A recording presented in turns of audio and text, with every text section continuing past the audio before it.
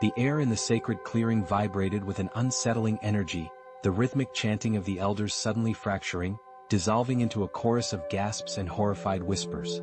But amidst that wave of collective shock, one voice, sharp and laced with an almost triumphant cruelty, pierced through the humid stillness. Her blood defiles the ground. She must be purged. The pronouncement, delivered by Elder Malika, a woman whose pronouncements were usually steeped in ancient wisdom and compassion, struck Zola with the force of a viper's strike. Around her, the familiar faces of her lineage, individuals who had shared her joys and sorrows, celebrated her milestones, now recoiled as if she carried a contagious plague. Their eyes, once pools of kinship and understanding, now reflected a chilling blend of fear and righteous indignation. In that single brutal pronouncement, Zola's place within the intricate tapestry of her community unraveled with terrifying speed. Zola had always been deeply connected to the spiritual heart of their village. From her earliest childhood, she had displayed a rare sensitivity to the unseen world, a gift that allowed her to interpret the subtle signs of the ancestors, to feel the pulse of the earth beneath her feet. She was the keeper of sacred stories, the one who led the ceremonial dances with a grace that seemed to channel the very spirits they invoked. Her devotion to their traditions was unwavering, her respect for the elders absolute. She was, by all accounts, blessed chosen. Or so she had believed. Now, standing exposed in the center of the clearing, the sacred fire casting long, distorted shadows that seemed to mock her, the weight of their collective judgment pressing down on her, she felt like a sacrilege, a contamination of the very beliefs she held so dear. The weight of their collective judgment pressing down on her, she felt like a sacrilege, a contamination of the very beliefs she held so dear. The accusation, so abrupt, so devoid of explanation, hung in the heavy air like a suffocating curse. Hung in the heavy air like a suffocating curse. Defile the ground. The words hammered against Zola's consciousness, each syllable a fresh wound. What had she done? What hidden sin, what unintentional transgression, had she committed to warrant such immediate and absolute condemnation? No one would meet her desperate gaze, no one offered a word of solace or clarification. Even her twin sister, usually her unwavering confidant, stood frozen, her face a mask of bewildered fear, her silence a profound and agonizing betrayal. The catalyst for this sudden and brutal ostracization was a revelation delivered during the most sacred of their annual ceremonies, the Feast of the Ancestors. Elder Malika, her voice trembling with what seemed like divinely inspired terror, had recounted a vision, a chilling premonition of a great blight that would befall their community, a darkness originating from a bloodline tainted by an ancient, forgotten transgression.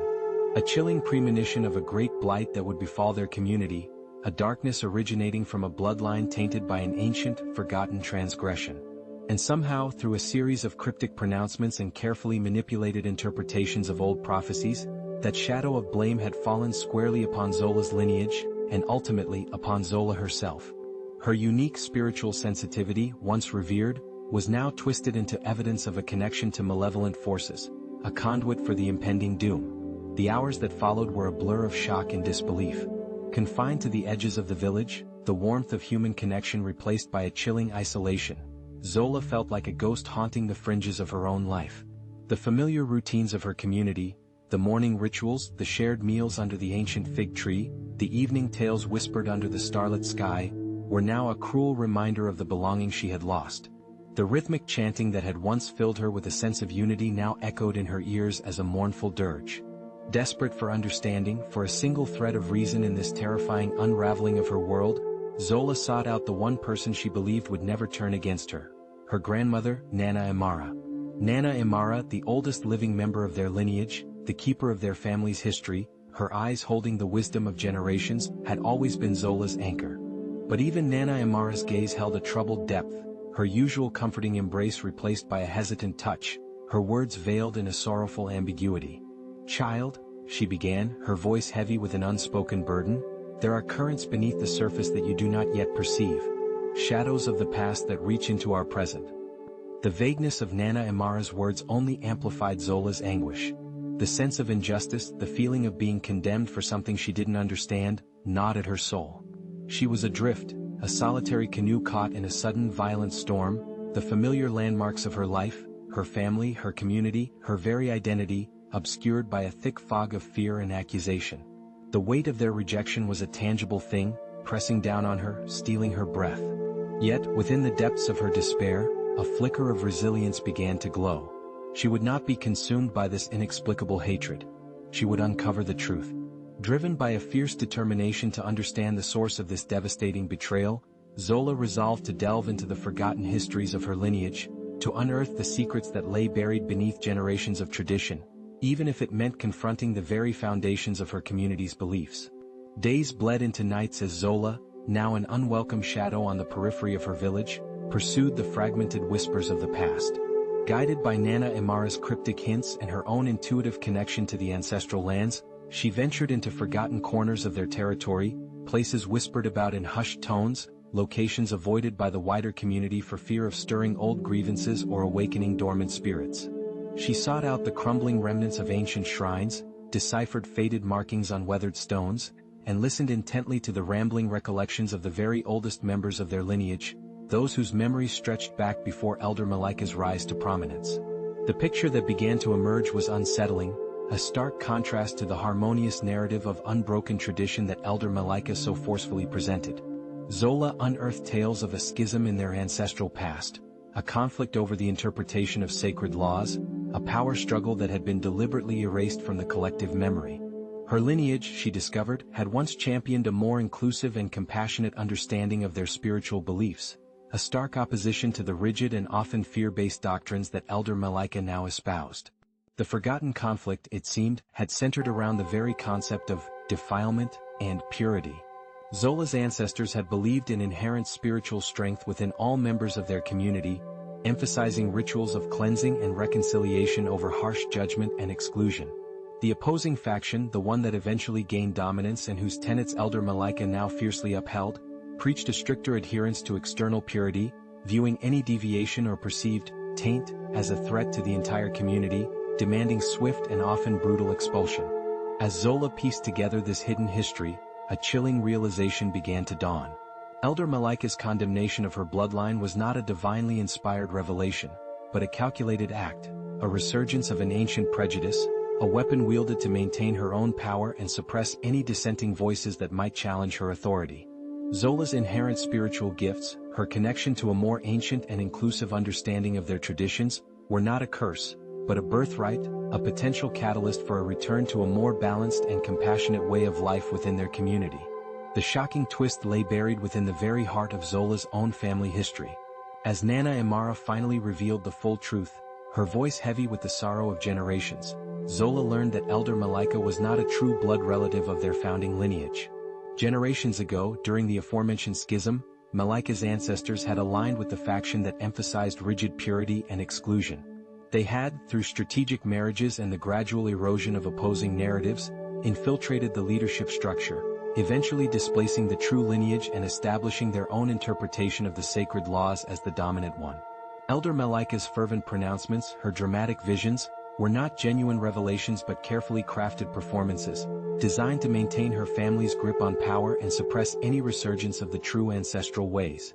Zola's lineage, with its inherent spiritual sensitivity and its historical connection to a more inclusive philosophy, represented a direct threat to this carefully constructed edifice of control. The accusation of defilement was a preemptive strike, a brutal attempt to silence a potential challenger before she even understood the true nature of the conflict.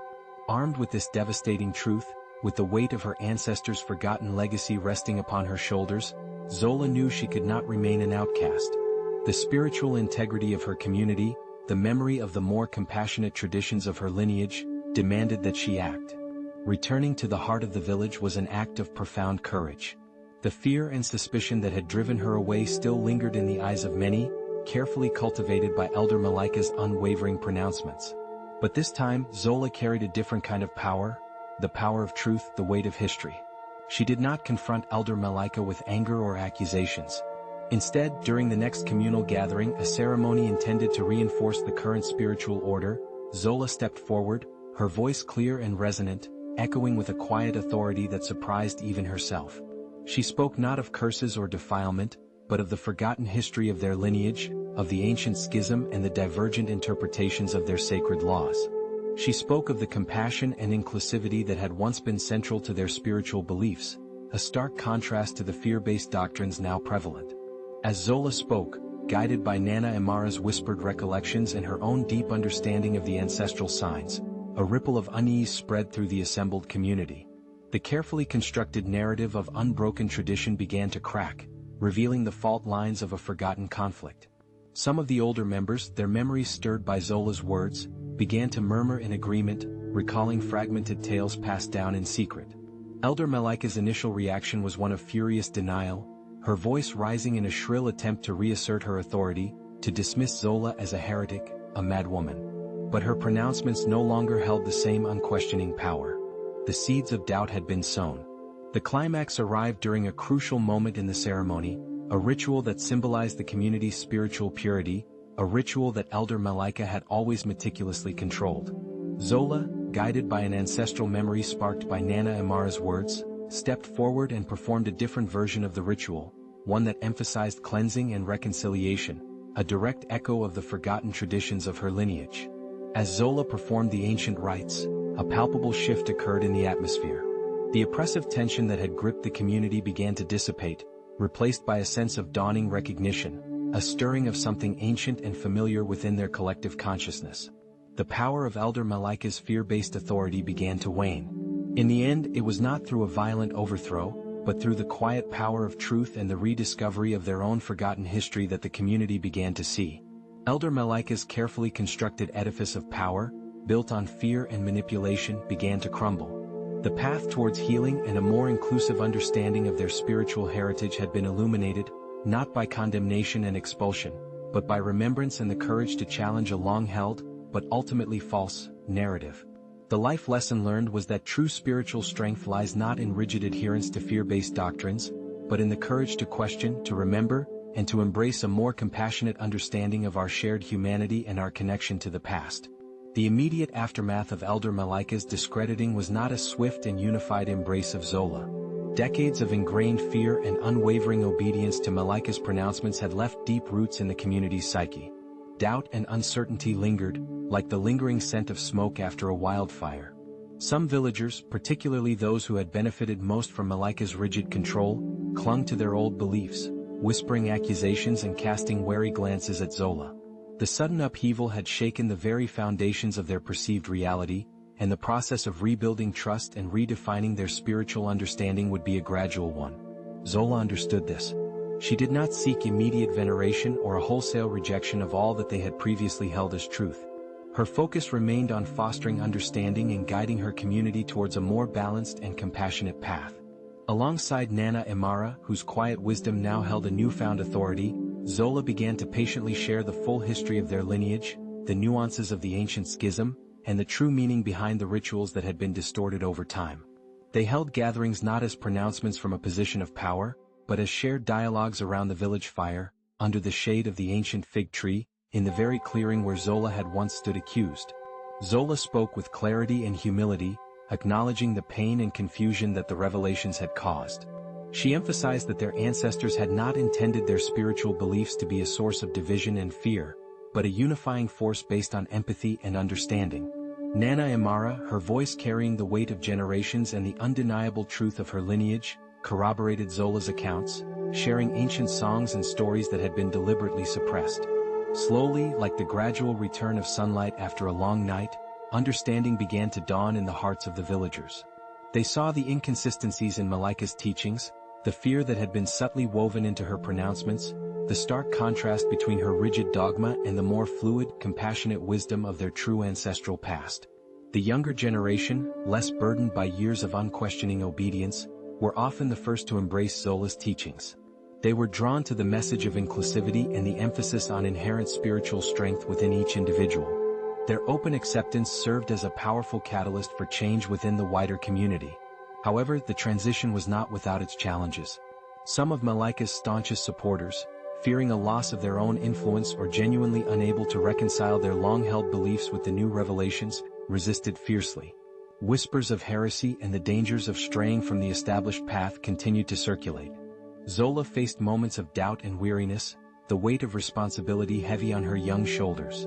It was during one such moment of quiet despair that Nana Imara shared the final, most profound piece of their ancestral history, the ultimate shocking twist that connected the past to the present in a way Zola had never imagined. The ancient schism, Nana Imara revealed, had not been merely a difference in spiritual interpretation.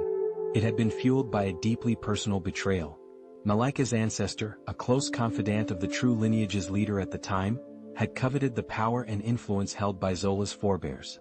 Driven by envy and ambition, this ancestor had deliberately twisted the sacred laws, manipulating prophecies and sowing seeds of discord within the community, ultimately orchestrating the power shift and the suppression of the true ancestral ways. The forgotten transgression that Malika had so vehemently attributed to Zola's lineage was, in fact, the very act of betrayal committed by her own ancestor. The taint that she had so publicly condemned was the shadow of her own family's deceit, a secret buried deep within their history, a truth that Malika herself may not have even consciously known, yet whose influence had shaped her every pronouncement and fueled her fear of Zola's true spiritual authority. This revelation sent a shockwave through Zola. The injustice she had endured, the fear and hatred directed towards her, were not rooted in any inherent flaw within her or her lineage, but in the long-lasting consequences of an ancient act of treachery. It was a stark reminder of how the wounds of the past can fester and poison the present, how manipulated narratives can perpetuate cycles of fear and division. Armed with this final devastating truth, Zola found a renewed sense of purpose.